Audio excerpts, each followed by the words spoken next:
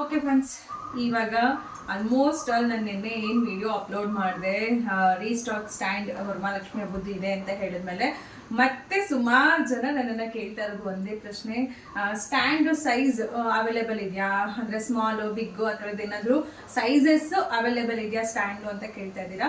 But ನಮ್ಮ ಹತ್ರ ಇರೋದು ಒಂದೇ ಸೈಜು, ಸ್ಟ್ಯಾಂಡರ್ಡ್ ಸೈಜು.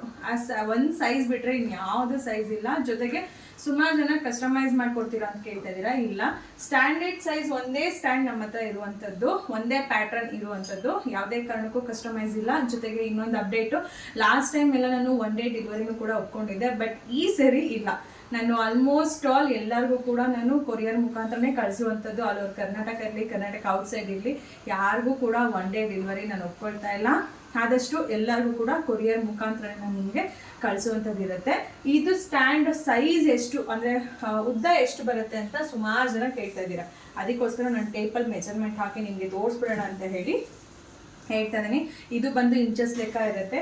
ಇಂಚಸ್ಸಲ್ಲಿ ಎಷ್ಟು ಹೈಟ್ ಬರುತ್ತೆ ಅಂತ ನೀವು ಇಲ್ಲೇ ನೋಡ್ಕೊಂಬಿಡ್ಬೋದು. ನಾನು ಎಂಡಿಂಗ್ ಸ್ಟಾರ್ಟಿಂಗ್ ಮತ್ತು ಎಂಡಿಂಗಲ್ಲಿ ಇದ್ದೀನಿ. 27 ಇಂಚಸ್ ಬರುತ್ತೆ ಹೈಟ್ ಬಂದು. ಹೈಟ್ ನಿಮಗೆ 27 ಇಂಚು ಇದೆ. ಹಾಗೆ ಇದ್ರ ಅಗಲ ಬಂದು ನಾನು ಹ್ಯಾಂಡ್ಸಿಂದನೇ ತೋರಿಸ್ತಾ ಇದ್ದೀನಿ. ಅಗಲ ಬಂದು ನೀವು ಇಲ್ಲಿ ನೋಡ್ಬೋದು 11 ಇಂಚಸ್ ಬರುತ್ತೆ. ಅಗಲ ಬಂದು ನಿಮಗೆ 11 ಇಂಚಸ್ ಬರುತ್ತೆ. ಹೈಟ್ ಬಂದು ನಿಮಗೆ 27 ಇಂಚಸ್ ಬರುತ್ತೆ. ಇದಕ್ಕೆ ಕರೆಕ್ಟಾದಂತಹ ಸೈಜ್ ಬಿಂಗೆ ಅಂತಂದರೆ ನಿಮಗೆ ಯಾವ ಸೈಜ್ ಬಿಂಗೆ ತೊಗೋಬೇಕು ಅಂತಲೂ ಸುಮಾರು ಜನ ಕೇಳ್ತಾ ಇದ್ದೀರಾ. ಲಾಸ್ಟ್ ಟೈಮ್ ಹೇಳಿದ್ದೆ.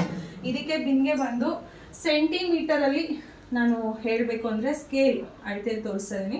ಸೆಂಟಿಮೀಟರಲ್ಲಿ ಹೇಳಬೇಕಂದ್ರೆ ನಿಮಗೆ 26 ಸೆಂಟಿಮೀಟರ್ಸ್ ಇರಬೇಕು ಬಿನ್ಗೆ. ಇದು ಇಂಚಸ್ಸಲ್ಲಿ ಅಂದರೆ ನಿಮಗೆ ಒಂದು 11 ಇಂಚಸ್ ಏನೋ ಬಿನ್ಗೆ ಸೈಜ್ ಬರುತ್ತೆ.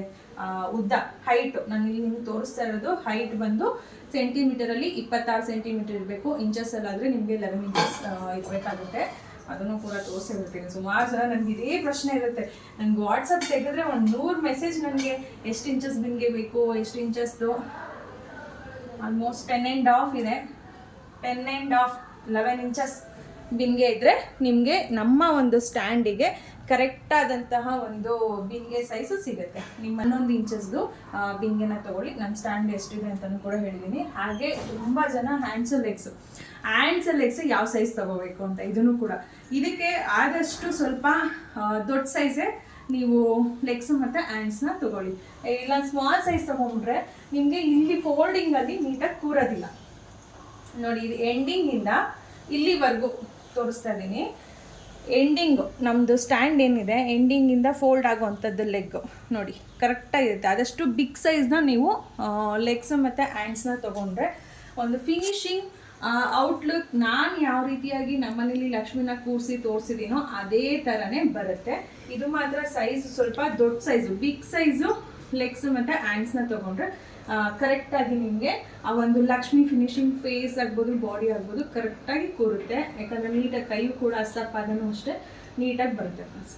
ಇದೊಂದು ಕ್ಲಾರಿಟಿ ಕೊಡಬೇಕಾಗಿತ್ತು, ಹಾಗಾಗಿ ಈ ವಿಡಿಯೋದಲ್ಲಿ ನಾನು ಕ್ಲಾರಿಟಿ ಕೊಟ್ಟಿದ್ದೀನಿ. ನೆಕ್ಸ್ಟ್ ವಿಡಿಯೋದಲ್ಲಿ ಪದ್ಮಾಸನ ಯಾವ ರೀತಿಯಾಗಿ ಕೂರಿಸ್ಬೋದು, ನಿಮ್ಮ ಸ್ಟ್ಯಾಂಡ್ ಬಳಸ್ಕೊಂಡು ಪದ್ಮಾಸನ ಕೂರಿಸೋದು ಹೇಗೆ ಅಂತ ತೋರಿಸಿದ್ದೀರಾ. ಅದ್ರದ್ದು ನೆಕ್ಸ್ಟ್ ನಾನು ವೀಡಿಯೋಸ್ನ ಶೇರ್ ಮಾಡ್ತೀನಿ.